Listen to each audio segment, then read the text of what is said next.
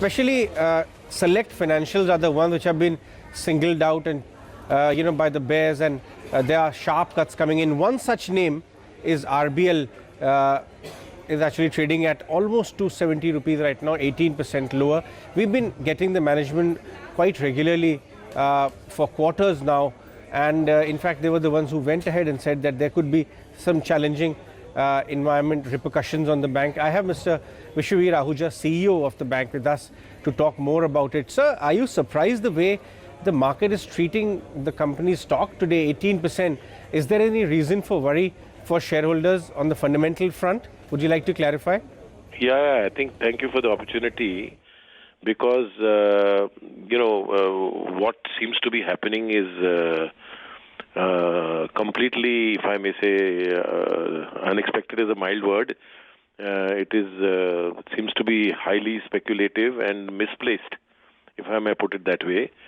I mean, we gave a very honest indication, a couple of months back, post our last quarter results. And frankly speaking, there is no reason to believe that, the situation is any worse than it was going to be.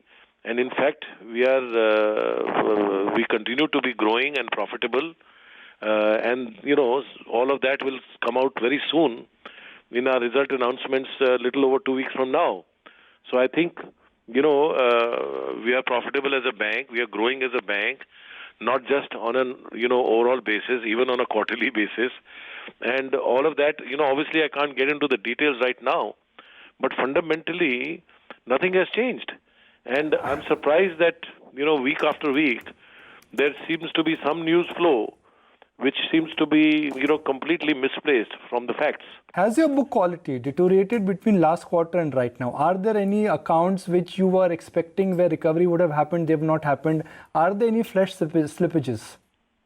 No. Listen, when we talked last couple of months ago, at that time, none of these things had actually happened. And we had actually said that over the next 2 to 3 quarters, some of these things will play out and will therefore have some sort of an impact in terms of our asset quality, in terms of our credit costs, etc. And we gave a pretty, if I may say, insightful guidance on that. We did not sort of hedge and haw on that. And frankly speaking, as of now, like I'm saying again and again, fundamentally, nothing has changed from then and now. Where there is some difficulty, there is some difficulty, and where there are some recoveries, there are some recoveries happening. But what I'm trying to say, the situation is not worsened in any dramatic manner or anything like that to cause this sort of a reaction. And it's not that the number of accounts have increased, or it's not that, things have drastically become worse or anything like that. And like I said just now, a little earlier, we have a very adequate and comfortable capital ratio. We are at 12.4% capital adequacy.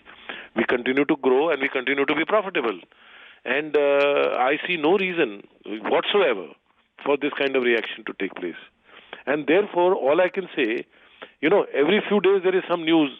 Most of them are not true. And even if 1 or 2 of them are true, these are not some things that we have avoided. I mean, everybody knows.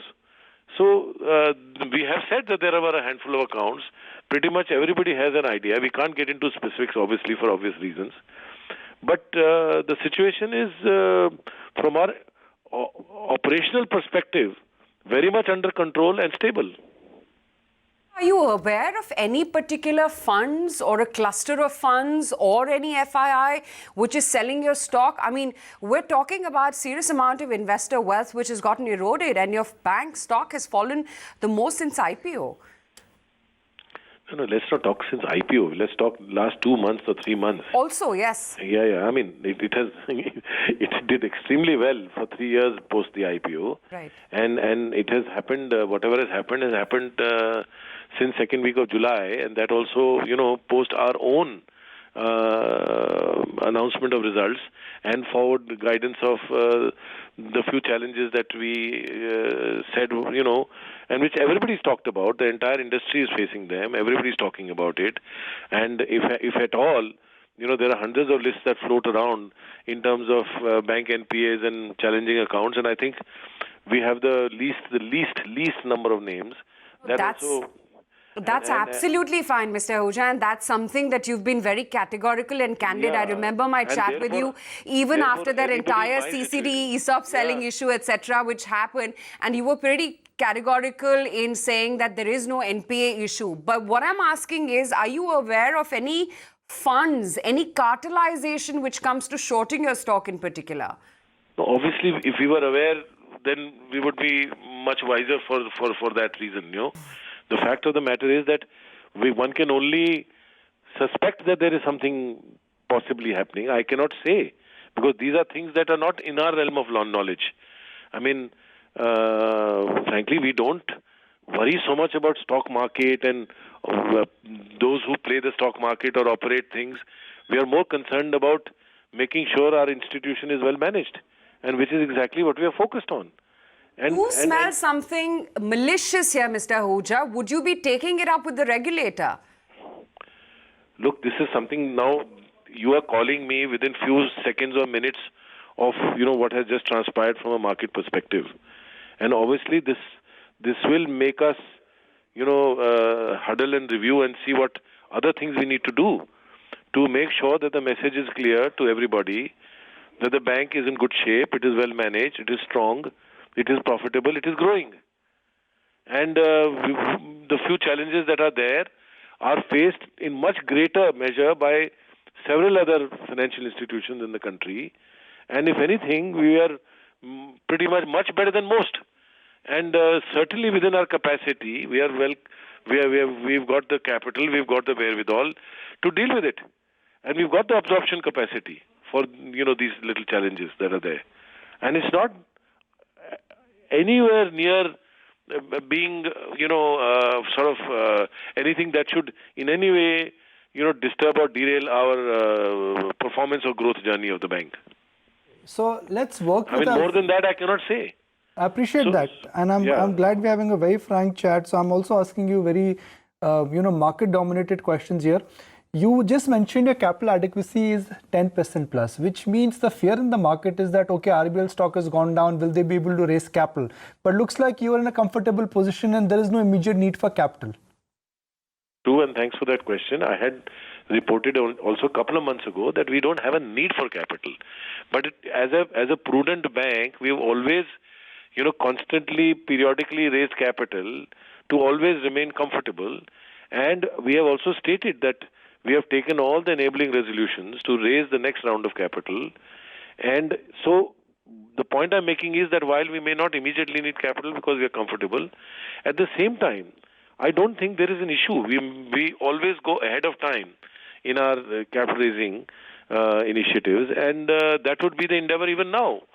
So I'm not ruling out a capital raise in the near term, because that would be part of our normal a prudent strategy to remain healthily capitalized and poised for continuous growth.